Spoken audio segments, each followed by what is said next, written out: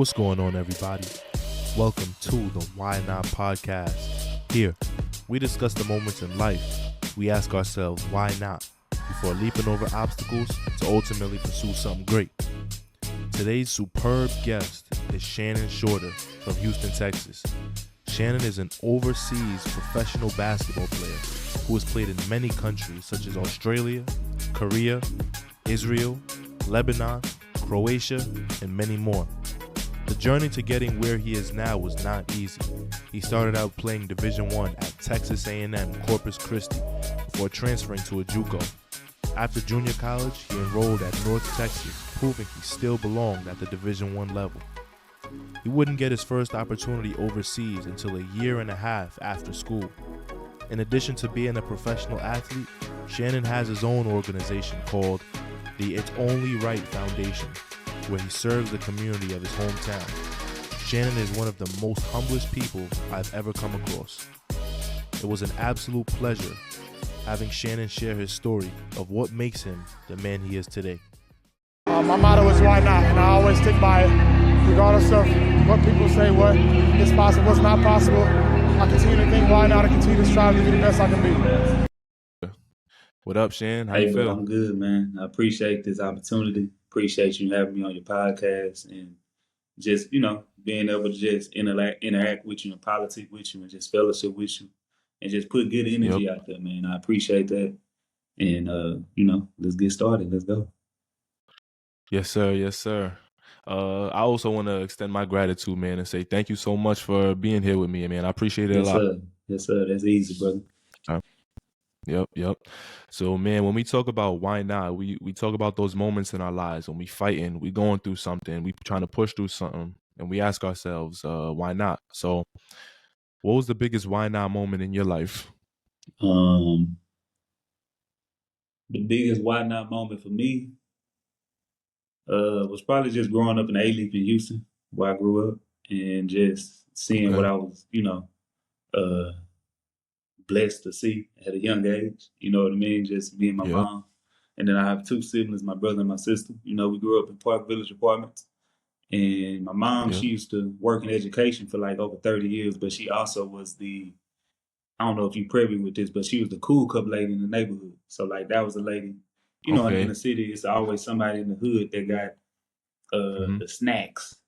And you go to their house, you buy the snacks from their house, you get the candy, the honey buns, everything that you can get from a corner store. But instead of going to the store, you just going to somebody's house in the neighborhood. So my mama used to sell that at the house, and just seeing how I was brought up. We used to put the grocery cart on the fence just to hoop, and Wow.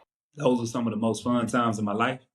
Hindsight 2020, you never know how everything is connected to one another and how everything can have an impact in your life moving forward as you get older, and that's probably some of the biggest why not moments, like as far as like why not be in these situations, grow from these situations, be put in a position where you can help your family, help your people in your community. Why not me? Because it's a lot of people that say they're gonna do something, but when they get to a certain threshold or a certain point in their life, they tend to forget, like, you was in them same situations, bro. You know what I mean? In them situations, that's what molds you. That's what shaped you to be the human being you are. And I'm not saying, when you get to a certain point, you're not supposed to, be excited about it, celebrate that, and etc. But, I feel like an humble mind, that's what God called us to have. He say when you are humble, you will be exalted. So that's probably my biggest why not. Just coming up where I came from and seeing the blessings that I was blessed to see at a young age. Yeah, one thing I gotta say about people from Texas, because I had a teammate that was from Houston, Texas as well. His name is Ramel Watt. Yo, Rome, when you watch this, shout out Rome. I gotta say, people from Texas, they're so humble. People from Texas, yo, man, y'all so humble, and you guys just walk with such a meek attitude towards life, and I love that. Love, brother. I love that. Appreciate you. That's that dirty South. You hear me? So Nah, but that's just how I was brought up.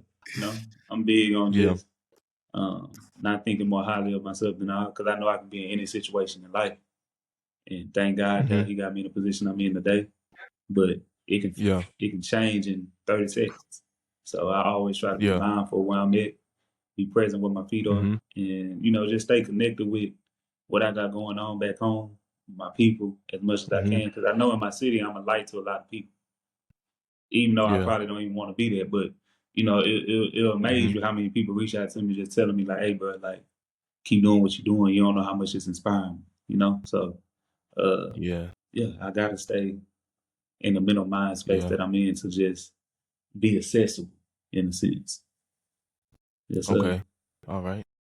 How's everything going out there in Croatia right Man, now? How the it's season amazing. going? So we still in the preseason. First game tomorrow though. First official game. We got the Croatian game. Okay. Yeah. Good And luck. then on Sunday we playing the ABA league too. So that's like a miniature Euro league. It's very competitive. So I'm excited. We had a solid preseason. I got here September 8th. And we had a preseason tournament last weekend. We finished third. It was just a good experience. We got all our guys back though. Some of our guys just got in this week. So to have the whole team going into the season healthy, that's all you can ask for. Yeah, for sure. Going into year 11, playing in a competitive tough league like that. Talk about where you first started from in your career to get to where you are now. Yeah, so I first started in Mexico, and it took me.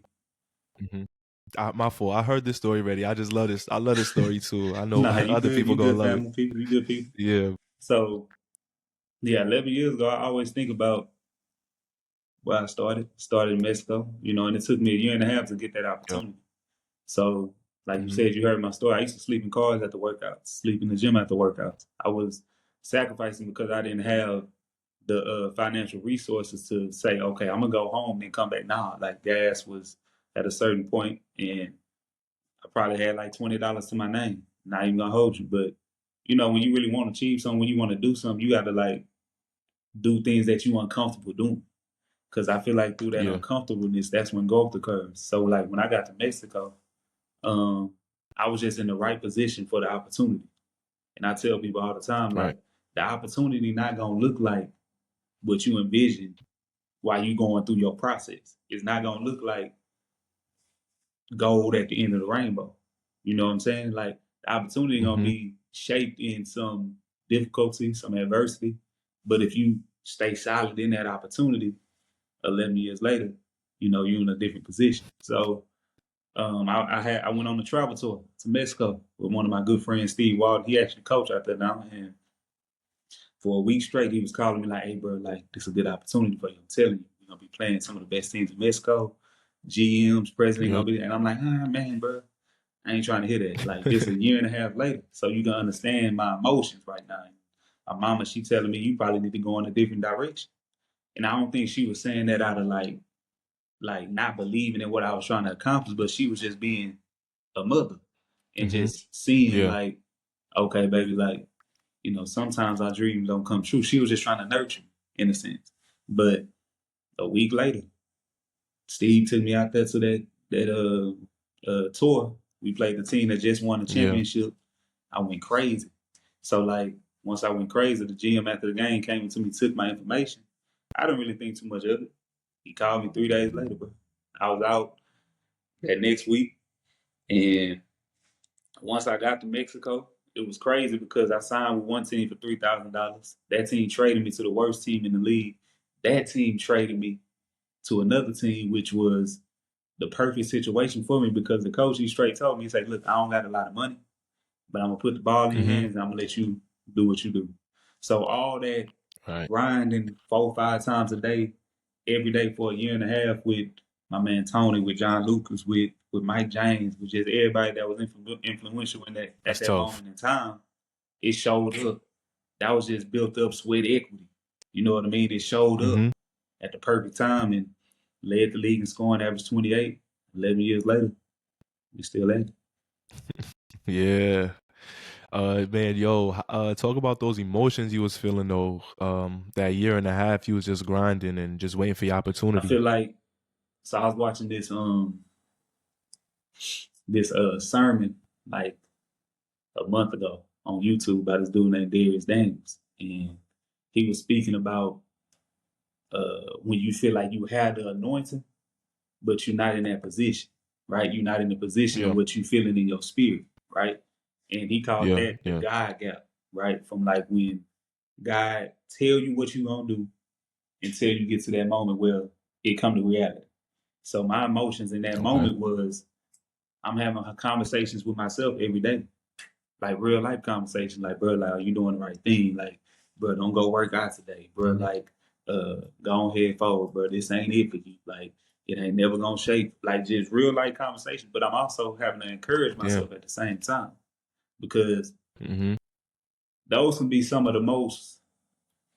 I don't want to say it in this sense, but to make it make sense, like lonely times you'll probably experience when like you trying to accomplish something, people not really understanding what you're trying to accomplish, so they don't really give you the proper insight that you need. So it's really just you against what you're trying to go against. You know what I mean? And so I had to encourage myself, you know, and I had good, solid people around me that, you know, spoke words into my life to keep me enlightened, keep me going. But it was difficult, bro. Like I remember conversations where I just said, bro, I'm done. Like I'm done, bro. But I would still end up going to the gym. That goes back to what I told you off air, like do what you say you're gonna do. Because it's building it's building certain characteristics within you that you don't even notice till you get down the line when that process comes to fruition and you're like, that's why I had to go through that, bro. That's tough. What are some things you learned about yourself playing professional basketball? Everybody don't know what this overseas life like. You know what I'm saying? This ain't the NBA. Unless, you know, you're in a Euro League or like, you know what I'm saying, certain situations, Champion League, you know, and I've been blessed to be in some situations, but at the same time, I done been in some situations where it's like, bro, you got to scrap. You know what I'm saying? When I was in Mexico, I made $500 a month. $500 a month. I'm going on 12-hour bus rides. You know what I'm saying? I'm sleeping in the twin bed. But that goes back to why I came up. I came up on a twin bed. You hear me? Like me and my brother had separate twin beds in my mama house. So it wasn't nothing uncomfortable about that for me that made me feel like, dang, this tough. Nah, like, bro, this how you came up. This like you actually back then ain't leave. You hear me? So it wasn't a challenge for me because I knew how how I was brought up. Just them situations I seen at a young age, them circumstances I was in at a young age. I was on Spice Lane, 8 deep with my cousins. You hear me? 8 deep, 2 bedroom. We 4 on the bed, 4 on the floor. So I had to. You got to make it do what it do. So when I got a twin bed in Mexico, I wasn't even tripping. I was just like, bro, this normal life for you. But I don't know how many other people will be able to withstand that adversity, withstand that sweat equity you got to go through to get to the positions you want to be in, because it's never gonna be comfortable in the beginning. God gonna test you through that to see, okay, are you built for this? You hear me? And like, it just made me realize what I was built for. Made me realize like it ain't nothing that can really just on this basketball tip, ain't nothing that can really just make me fold. So. Yeah, it's like everything you went through was like training for everything you was gonna get ready for. Absolutely. Yeah. So how's your why not moment helped you be a blessing to other people? Man, thank you for asking that. So my foundation is on the right foundation. Is just to be of service to my people in my community, right? And just again going back to where I was brought up, how I came up, seeing my mama as a cool club lady, seeing myself not being able, like I feel like when you growing up in these inner cities, you think this regular life until you go to school. Yeah. Until you go to school and you see kids with certain things that you don't have, you're like, got it. Like, and be like, oh damn, this is not normal. You feel me? Got it. Like we just in a different type situation than y'all. You know what I mean? So I always told myself when I get to a position, I'ma always just try to be a vessel to my people through my scholarship giveaway. I feel like if you can invest in somebody that's trying to accomplish something, and you can show them belief in them at that age too, when they hit that adversity in college, and I don't really feel like you hit adversity in college, I just feel like, do you want to do this? Wake up early, study for a test, not stay out all night, make sure your priorities in order. I feel like that comes from just setting foundational principles within yourself. So if you can invest in a young person at a young age through a scholarship, like here go $1,000 check to go through your school to help push you forward, to push you towards what you're trying to accomplish. When they hit that solo quote unquote adversity, they're gonna look back and say, "Now, like my man Shannon, he invested in me because he seen something in me because I was in them same positions." You hear me? And then just with my turkey giveaway, Thanksgiving, giving back to the, I really go to the projects. You know what I mean? Just helping out my people. You know what I mean? Because funds be low. Let's be honest, funds be low, and they just need any kind of resource to help push them forward. On my free basketball camp I have in the summers, it's just to be a light to my people and just let them know like I was in them same situations you was in, but if you stay focused, stay consistent, keep pushing forward, whatever you trying to accomplish, it's all about consistency, hard work, and commitment. Those three. That's it. Yeah. Whenever you're trying to accomplish something. Now you gotta be honest with yourself too. Like if you're not no athlete, don't try to be an athlete. If you know you can't hoop, don't try to go hoop. If you know you can't sing, you know what I'm saying? But on top of that comes consistency, hard work, and commitment that you gotta dedicate yourself to, because it's not gonna be easy. It's gonna be some stuff that's gonna challenge you to say, am I really wanting to do what I'm saying I want to do? So my foundation is just an avenue to just be a light to my people, serve my people, uplift my people, try to help put my people in position, empower my people, and you know, just keep them encouraged, because life, you know, it get tough. Yeah. You started that as soon as you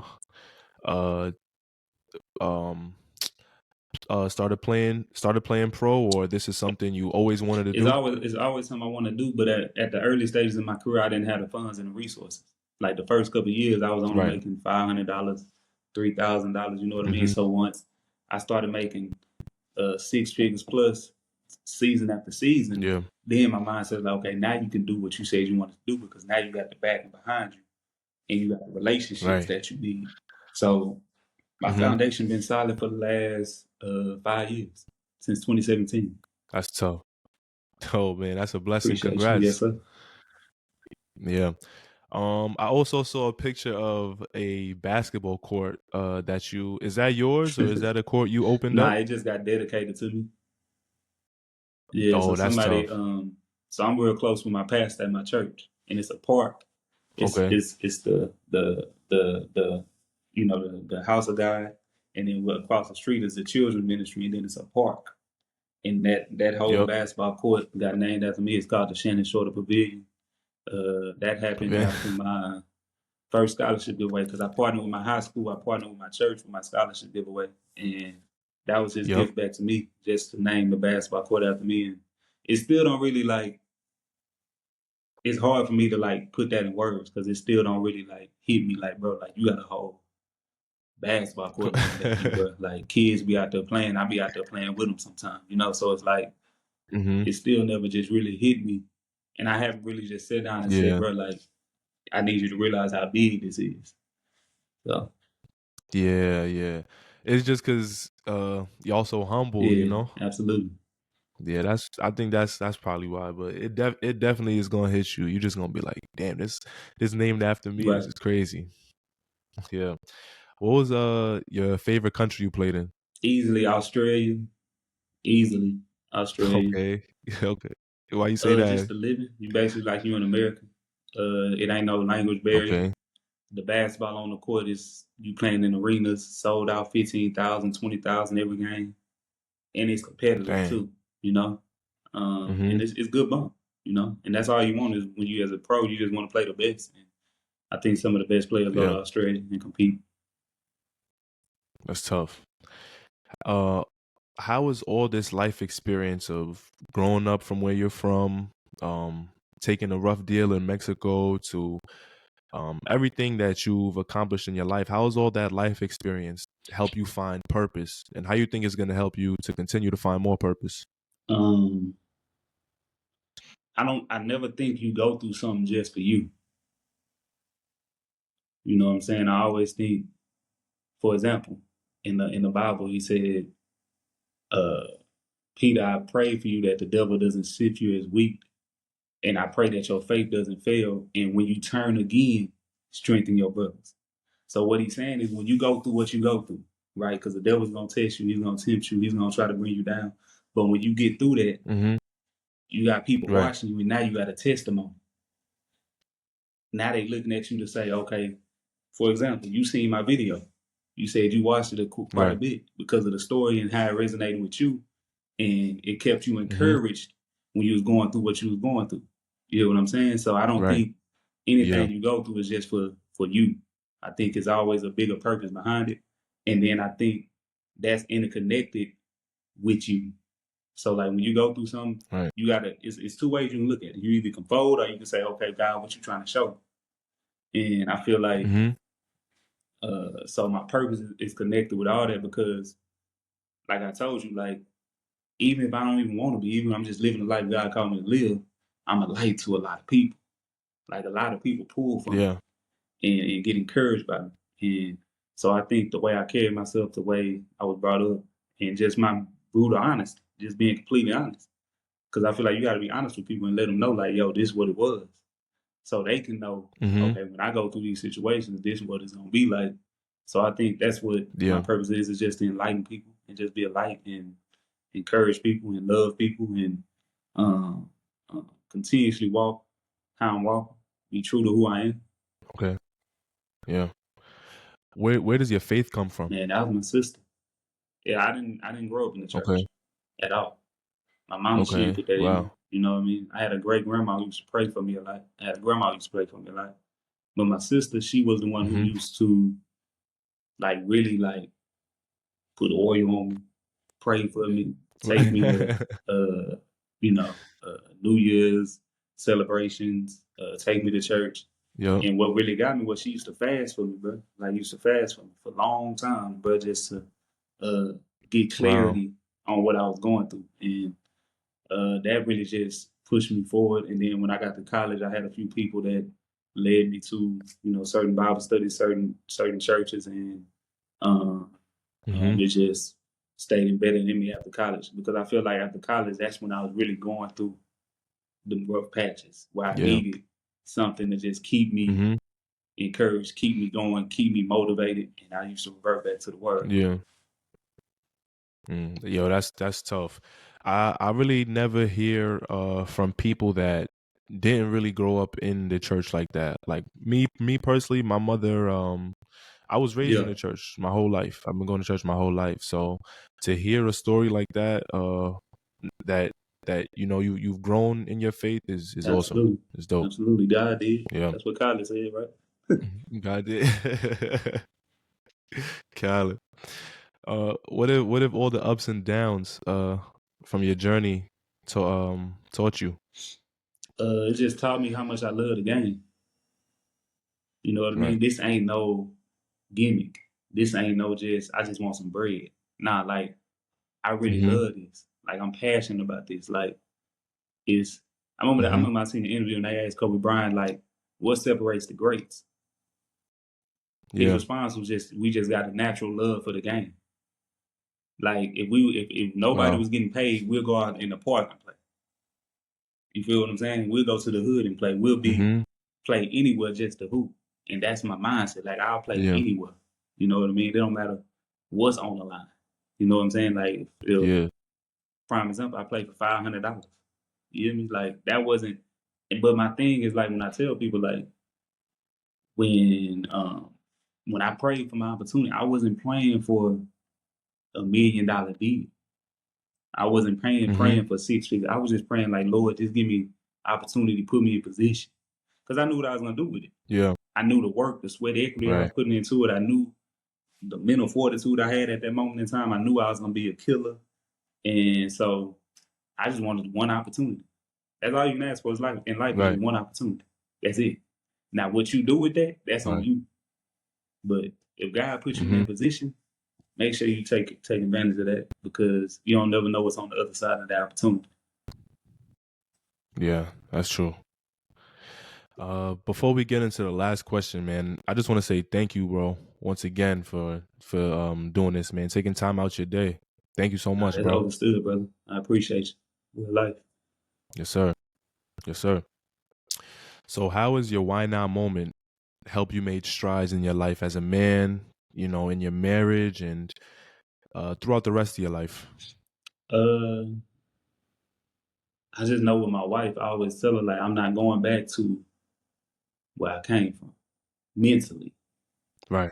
Them times Right. I was in mentally. You know what I mean? Where you trying to figure out, okay, should I get gas or should I get something to eat? You know what I'm saying? Like I'm not Okay. going to that Mm. back to that. You know what I mean? Because I know what I was feeling. And it's hard to, like I told my trainer the other day, I say it's hard to trust the process when you're in the process. You know what I'm saying? Yeah. Because you going through it and you like, bro, like when it's supposed to Mm-hmm. end. And it seems like it's a Yeah.